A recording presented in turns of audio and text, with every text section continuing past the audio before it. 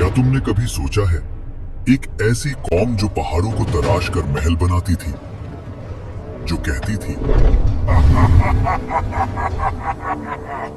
हमसे ज्यादा ताकतवर कौन, मगर जब आसमान का हुक्म आया तो उनके महल मिट्टी के नीचे दबा दिए गए।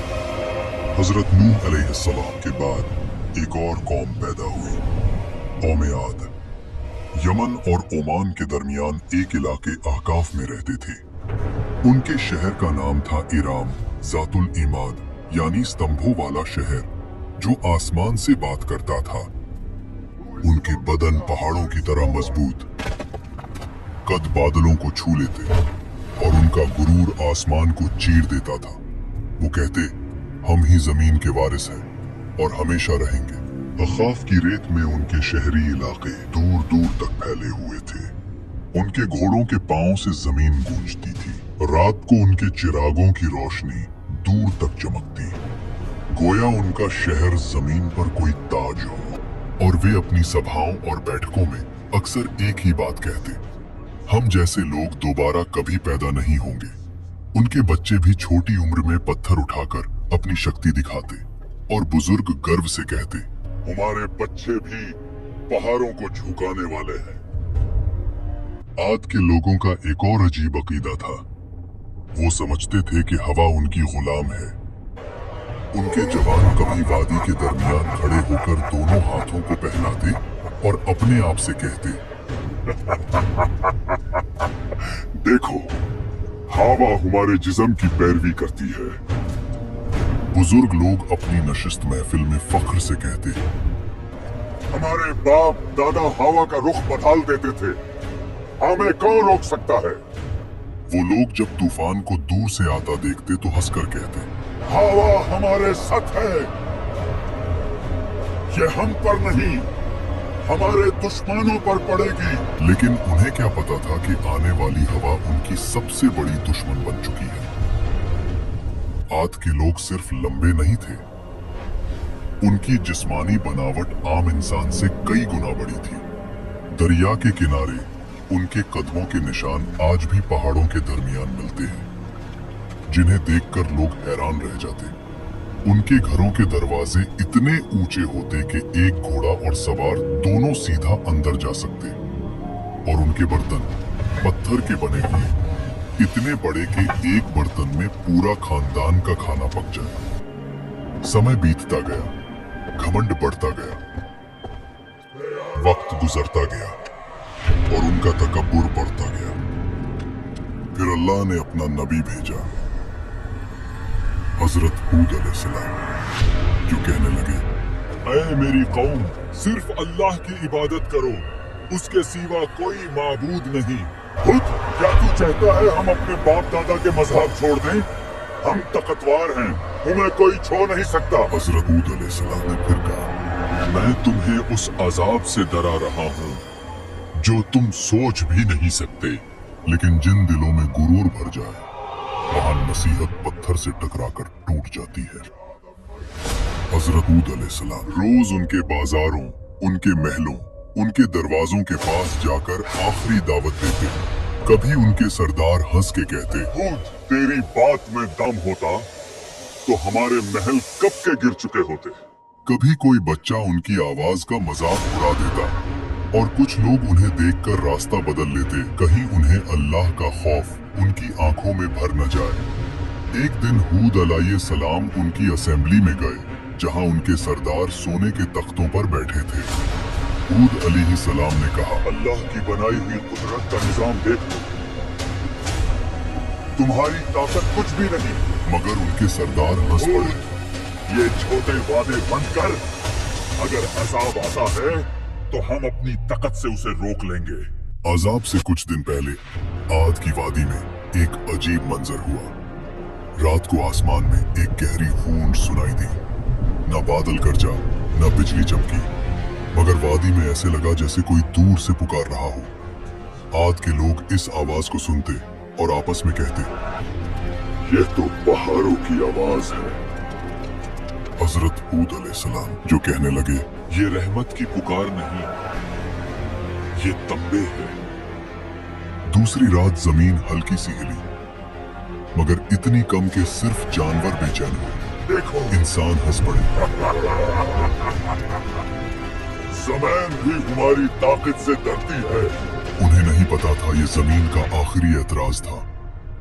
फिर आया अल्लाह का फैसला। सबसे पहले उन पर कहत आया। 3 साल तक एक बूंद बारिश ना हुई। नदियां सूख गई, बाग जल गए, जमीन पत्थर बन गई। लोग आसमान की तरफ देखते रहे, कब बारिश आएगी, लेकिन आसमान से जवाब आया, खामोशी। पहले साल उन्होंने कहा, ये तो मामूली सा मसला है, हम ताकतवर लोग हैं। दूसरे साल प्यास ने उनकी जुबानें सुखा दी।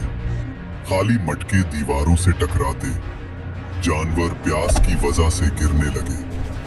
तीसरे साल आद की जमीन से वो हंसी, वो फक्र, वो आवाज ही गुम हो गई जो कभी आसमान को टकराने का दावा करती थी। और जब लोग हूद अलैहिस्सलाम के पास आए तो वो उन्हें देखकर रोए नहीं, बस इतना कहा, अब अजाब का वक्त करीब है। फिर एक दिन 3 बादल नजर आए, एक लाल, एक सफेद और एक स्याह। आसमान से फरिश्ता पुकारा, ऐ कौम आद, इनमें से एक बादल चुनो। सरबराहों ने हंसकर कहा, काला बादल, उसमें पानी है, रहमत है। मगर उन्हें क्या पता, उस बादल में रहमत नहीं, कहर छुपा था। आसमान स्याह हो गया, हवा ठंडी हुई, लोग नाचने लगने, चिल्लाने लगने। देखो, बारिश आ गई। लेकिन वो पानी नहीं था, अजाब का तूफान था। पहला झोंका आया, धूल और पत्थर हुए। आंधी के हर झोंके में उन्हें लगता कि हवाएं उनका नाम मिटा रही हैं। दूसरा झोंका, पेड़ गिर गए, जानवर उड़ गए। उनकी सारी मूर्तियां, उनका सारा फख्र, उनके बाग, उनका शहर, सब हवा में बिखर रहा था। रात को लोग अपने बच्चों को बाहों में दबा लेते, मगर आंधी उनकी चीखों से ज्यादा तेज चलती। तीसरा झोंका, इंसान हवा में छिन्न गए। उनके महल्लात जो कभी सुतूनों पर आसमान से बात करते थे, अब रेत के नीचे गल गए। 7 रात और 8 दिन तक वो तूफान चलता रहा। आसमान गरजता रहा, जमीन कांपती रही। उनके महल, उनकी शान, सब मिट्टी में मिल गए। अल्लाह ने कहा, और आद को तबाह किया गया सख्त गरजदार आंधी से, जो 7 रात और 8 दिन तक उन पर मुसलसल चली। और जब हवा रुकी तो सिर्फ सन्नाटा था।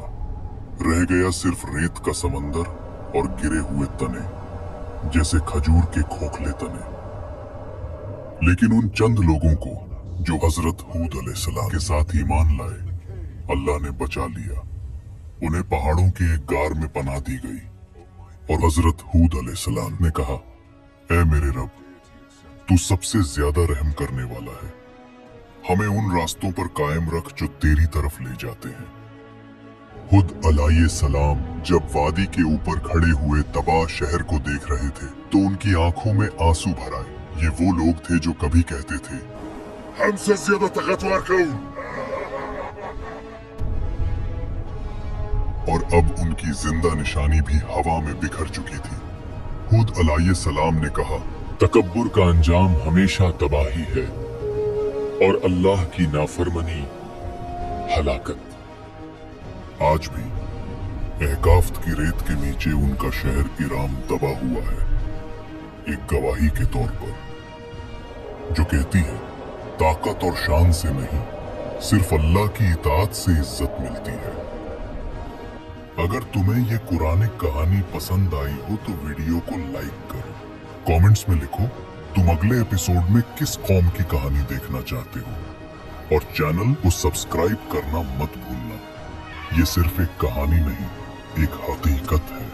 جو ہمیشہ یاد دلاتی ہے کہ جب انسان غرور کرنے لگتا ہے اور ظلم اور ناانصافی قائم کرتا ہے تو اللہ اسے مٹا دیتا ہے۔